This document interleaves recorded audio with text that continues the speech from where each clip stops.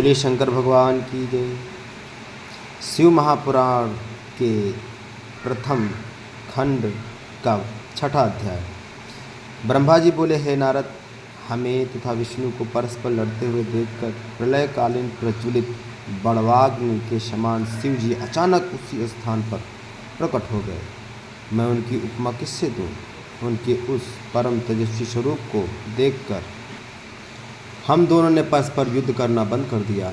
उस समय विष्णु अत्यंत भयभीत तथा आश्चर्यचकित होकर मुझसे कहने लगे, हे ब्राह्मण, यह निस्सीम तेज यहाँ कहाँ से आ पहुँचा? अब हम दोनों को उचित है कि हम इस तेज के आदि और अंत को देख आएँ। हम दोनों में से जो भी इसके आदि और अंत को देख लेगा, उसी को सबसे बड़ा और सबका स्वामी स्वीकार कर लिया जाएगा। हमें तो यह तेज आदि और अंत से रहित जान पड़ता है। अच्छा, तुम इस तेज के ऊपर की ओर जाओ और हम नीचे की ओर जाते हैं। हे नारद, विष्णु की यह बात मैंने स्वीकार कर ली। हम दोनों अहंकारी उस तेज के आदि और अंत को देखने के लिए एक दूसरे से भिन्न दिशाओं में चल दिए। हे पुत्र, जो कार्य अहंकार की अवस्था में किया जाता है वह कभी पूर्ण नहीं होता और उसका फल भी अच्छा नहीं मिलता।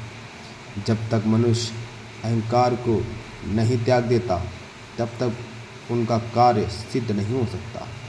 हमारे और विष्णु के इस चरित्र को जो मनुष्य प्रातःकाल हाथ पांव धोकर ध्यान में लाता है, उसे इस लोक में मुख सुख, आयोग्य तथा परलोक में श्रेष्ठ गति की प्राप्ति होती है। हे नारद, हम और विष्णु एक दिव्य सहस्त्र वर्ष पर्यंत उस दिव्य ज्योति के आदि और अंत को ढूंढते रहे, परंतु हम दोनों में से किसी को भी उसका कुछ पता न चला। अस्तु, हम निराश होकर अपने स्थान को लौट पड़े, परंतु तभी एक आश्चर्य की बात हुई कि जिस स्थान से हम चले थे वह हमें बहुत ढूंढने पर भी कहीं दिखाई नहीं दिया। अतः हमें एक सहस्त्र दिव्य वर्षों का समय अपने पहले स्थान को ढूंढने में लग गया। उस समय हमें इस बात का भली प्रकार ज्ञान हो गया कि हमारे ऊपर भी कोई बड़ी शक्ति है जो हमसे उत्तम और पुरातन है। यह बात ध्यान में आते ही हम दोनों उस पवित्र निर्विकार स्वरूप की शरण में गए और परस्पर सतता को त्याग कर भक्ति भाव से उस परम स्वामी की स्तुति करने लगे। हम दोनों की उस प्रार्थना को सुनकर यह आकाशवाणी हुई कि हे ब्रह्मा, हे विष्णु, तुम दोनों योग साधना करो। हे नारद, उस आकाशवाणी को सुनकर हम दोनों ने योग अभ्यास करते हुए उस अलक्षित स्वामी की स्तुति में इस प्रकार कहना आरंभ किया। हे स्वामी, हम दोनों ने आपकी माया के वशीभूत होकर अपने को सृष्टि का उत्पन्न करता समझ लिया था। अब हम अपने अभिमान को त्याग कर आपको दंडवत करते हैं। आप हमें अपना सेवक जानकर कृपा कीजिए और प्रकट होकर हमें अपना दर्शन दीजिए। जिस समय हम लोग इस प्रकार स्तुति कर रहे थे, उसी समय हम दोनों को गूढ़ शब्दों में से किसी ने कुछ प्रेरणा दी, परंतु हम उसके तात्पर्य को नहीं समझ पाए। अब हमने दंडवत करते हुए पुनः यह प्रार्थना की, हे प्रभु, हमारे सम्मुख साकार रूप में प्रकट होकर आप दर्शन दें, क्योंकि आपकी गूढ़ प्रेरणा को समझने में हम दोनों ही असमर्थ हैं। हमारे इस प्रकार कहते ही भगवान सदाशिव ने साक्षात प्रकट होकर हमें अपना वह स्वरूप दिखाया जिसके दर्शन पाकर संपूर्ण संसार मोहित हो जाता है। तदुपरांत प्रणव अर्थात ओमकार प्रकट हुआ। भगवान सदाशिव की माया जानने में असमर्थ होने के कारण हम उसे भी समझने में असमर्थ रहे।